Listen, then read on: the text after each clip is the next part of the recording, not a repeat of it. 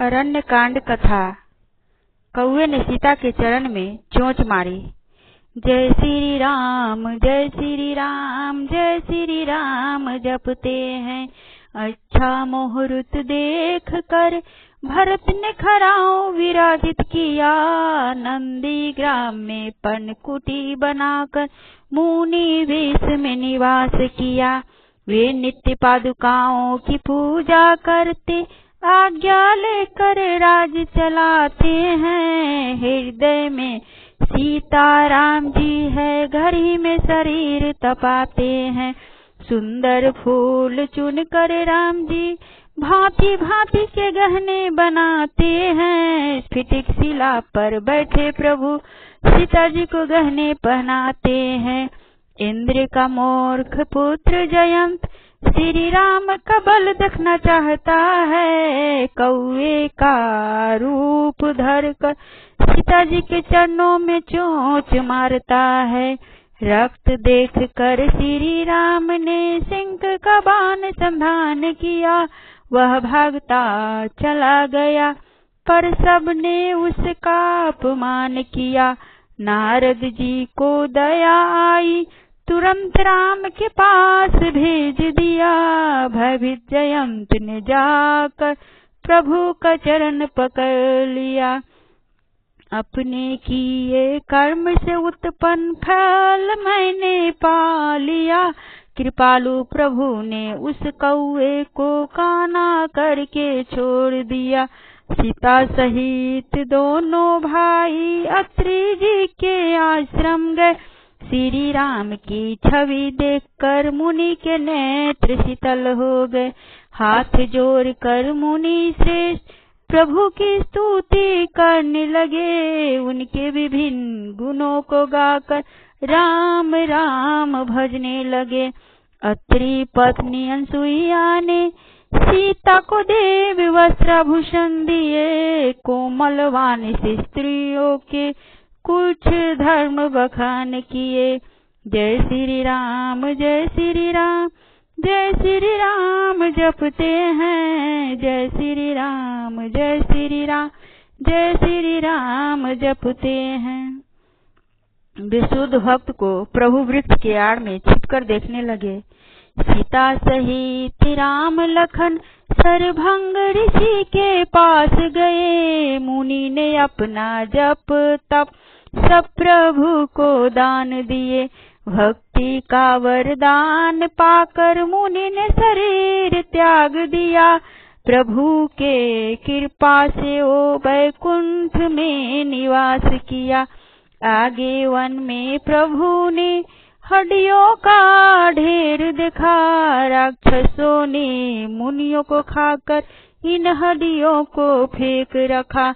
पृथ्वी को राक्षसों से रहित कर दूंगा, श्री राम ने प्रण लिया। समस्त मुनियों के आश्रम जाकर दर्शन देकर सुख दिया। ऋषि अगस्त के आश्रम में सुतीक्ष्ण नामक शेष था। मन वचन और कर्म से श्री राम जी का सेवक था। प्रभु आगमन की समाचार सुनकर बेसुध हो नाचने लगे। श्री राम जी वृक्ष के आड़ में छिपकर भक्त की दशा देखने लगे। प्रसन्न होकर प्रभु ने राज रूप छिपा लिया। उनके हृदय में अपना चतुर्भुज रूप प्रकट किया। राम लखन सिया को देख प्रभु के चरण पड़ गए। अपने आश्रम में लाकर पूजा स्तुति करने लग गए। मन चाहा वर देकर ऋषि अगस्त के पास गए। पंचवटी में निवास करे प्रभु को मुनि ने सलाह दिए। भक्ति योग का लक्ष्मण जी को श्री राम ने ज्ञान दिए। वैराग्य ज्ञान गुण और नीति कहते पंचवटी में कुछ दिन बीत गए। जय श्री राम जय श्री राम जय श्री राम जपते हैं। जय श्री राम जय श्री राम जय श्री राम जपते हैं। लक्ष्मण ने शूर्पणखा की नाक कान काटी। भयानक और दुष्ट हृदय वाली शूर्पणखा रावण की बहन थी। राम लखन की सुंदरता देख वो अत्यंत विकल थी। सुंदर रूप धर कर वो प्रभु के पास जाती है। मेरे योग्य तुम पुरुष हो श्री राम से कहती है। सीता की ओर देख कर राम उसे लक्ष्मण के निकट भेजते हैं। लक्ष्मण कहते मैं पराधीन हूँ, राम से मिलने को कहते हैं। बार बार अपमानित होने पर वह क्रोधित हो जाती है। अपना भयंकर रूप प्रकट कर सीता को डराती है। राम जी के इशारे पर लक्ष्मण फुर्ती से जाते हैं। उस भयंकर राक्षसी को बिना नाक कान कर देते हैं। बिना नाक कान के वो अति विकराल हो जाती है। विलाप करती हुई शूर्पणखा भाई खरदूषण को कहती है।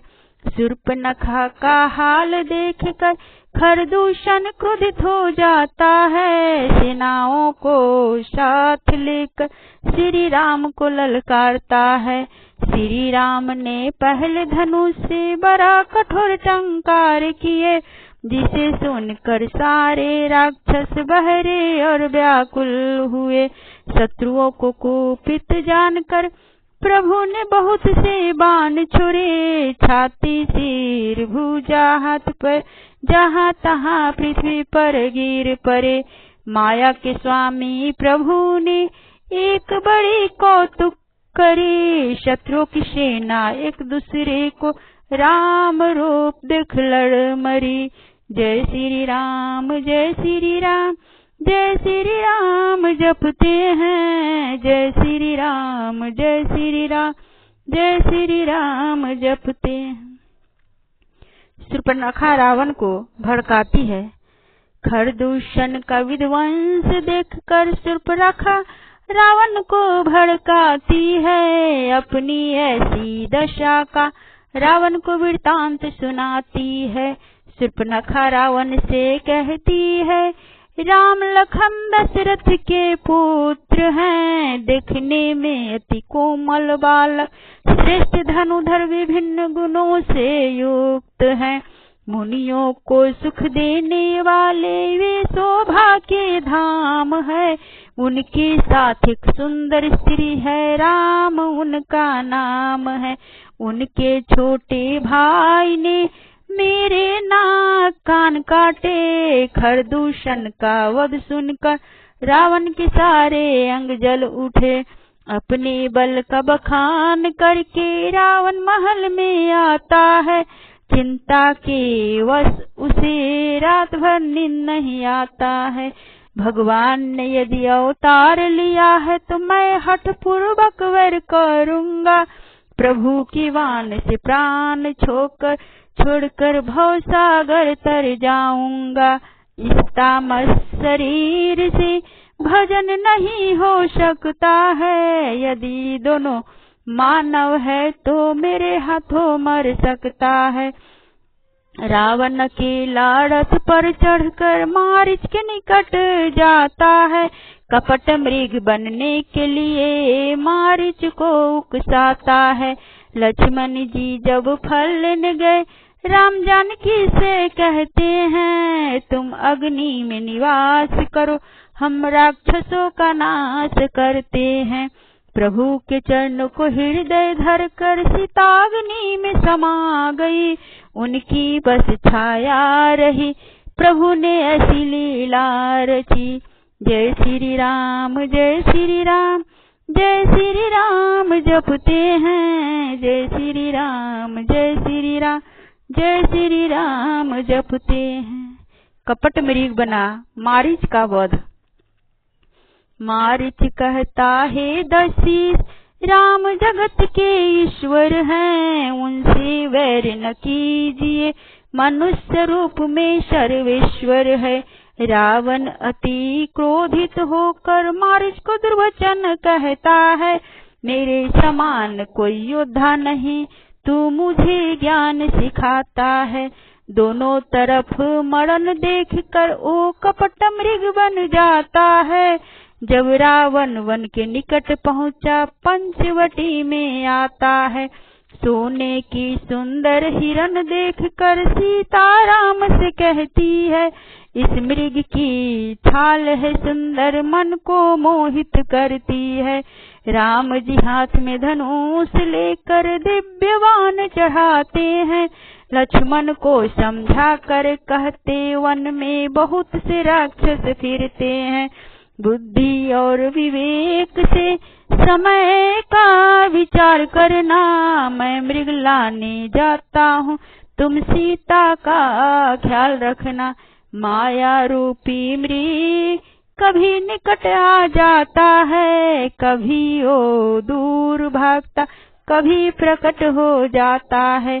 प्रभु के बाण से मारा गया, हा लक्ष्मण पुकारता है। हृदय में राम का स्मरण करके सदगति पा जाता है। हा लक्ष्मण की ध्वनि सुनकर सीता भयभीत हो जाती है। तुम्हारे भाई संकट में है, लखन को जाने को कहती है। सीता की मरु वचन सुनकर लक्ष्मण प्रेरित हो जाते हैं। सीता को दिशाओं को सौंपकर राम के निकट जाते हैं। जय श्री राम, जय श्री राम, जय श्री राम जपते हैं। जय श्री राम, जय श्री राम, जय श्री राम जपते हैं। रावण ने सीता का हरण किया। रावण सुना मौका देखकर सन्यासी वेश में आता है। अनेकों सुहावनी कथाएं रचकर सीता को भय दिखलाता है। सीता कुटिया से बाहर आई तब असली रूप में आ गया। माता को रथ में बैठाकर आकाश मार्ग से भाग गया। आकाश मार्ग से जाते हुए सीता विलाप कर रही, स्वयं की रक्षा के लिए राम लखन को पुकार रही। सीता जी की भारी विलाप सुनकर जड़ से तन दुखी हो गए। तब गिधिराज जटायु रावण के पीछे हो गए। जटायु रावण से कहता है, तू जानकी जी को छोड़ दे, श्री राम तेरे वंश को भस्म करेंगे, मेरा कहा तोल ले। उसने अपने चोंच से मारकर रावण का शरीर विदीर्ण किया। क्रोध में आकर रावण ने जटायु का पंख काट दिया। रथ पर जाते हुए सीता ने पर्वत पर बैठे बंदरों को देख लिया। गहनों को एक वस्त्र में बांधकर हरि नाम लेकर फेंक दिया। बहुत प्रकार से भय और प्रीति दिखलाकर जब वो दुष्ट हार गया, तब उन्हें यत्न करा के अशोक वृक्ष के नीचे डाल गया। प्रभु की छवि को हृदय में रख कर राम नाम रटती रहती। चारों पहर आठों याम अश्रु धारा बहती रहती। राम जी लक्ष्मण को देखकर अति चिंतित हो जाते हैं। आश्रम में सीता को न पाकर व्याकुल और दिन हो जाते हैं।